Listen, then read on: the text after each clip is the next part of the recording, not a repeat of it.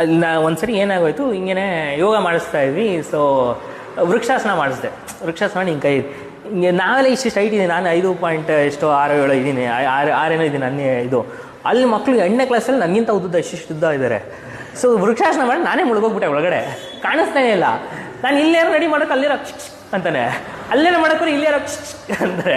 So ನಾನು ಒಂದು ಇದು ತಗೊಳಕೊಂಬಿಟ್ಟ. ಒಬ್ಬ ತೊಗೊಂಡು ಏನೋ ಡೋರ್ ಆಚೆ ಹೋಗಿ ಇದು ನೀಲ್ ಡೌನ್ ಅಂತ ಹೇಳ್ತೀವಲ್ಲ, ಮಂಡಿ ಮೇಲೆ ಕೈ ಎತ್ಕೊಂಡು ನಿಂತ್ಕೊ ಅಂತ ನಿಲ್ಲಿಸ್ಬಿಟ್ಟೆ. ನಮ್ಮ ಸ್ಕೂಲಲ್ಲೂ ಅದೇ ಶಿಕ್ಷೆ ಕೊಡೋರು.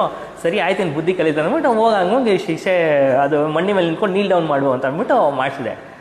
ಅವನು ಹೋಗಿ ಸ್ಕೂಲೆಲ್ಲ ಇದು ಮನೆಯೆಲ್ಲ ಹೋಗಿ ಹೇಳ್ಬಿಟ್ಟಿದ್ದಾನೆ, ಹಿಂಗೆಲ್ಲ ನನಗೆ ಟಾರ್ಗೆಟ್ ಮಾಡಿದ್ರು ಸರ್ರು, ನನಗೆ ಇದು ಮಾಡಿದ್ರು ಹಂಗೆ ಹಿಂಗೆ ಅಂತ.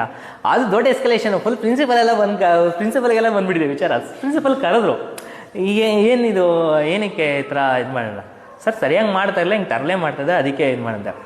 ಅವರು ತುಂಬ ಸಿಂಪಲಾಗಿ ಚೆನ್ನಾಗಿ ಹೇಳಿದ್ರು, ಹಿಂಗೆ ಸಂಬಳ ಕರೆಕ್ಟಾಗಿ ಬರ್ತಾಯಿದ್ಯಾ, ಮತ್ತು 1 ಅವರ್ ನನಗೇನೂ ಬೇಡ, ನಿಮಗೇನು ನಮಗೇನು ಅವ್ರಿಗೇನು ಕಲ್ತ್ಬಿಟ್ಟು ಅವ್ರಿಗೇನೋ ಚಾಂಪಿಯನ್ಗಳಾಗ ನನಗೇನೋ ಅವಶ್ಯಕತೆ ಇಲ್ಲ.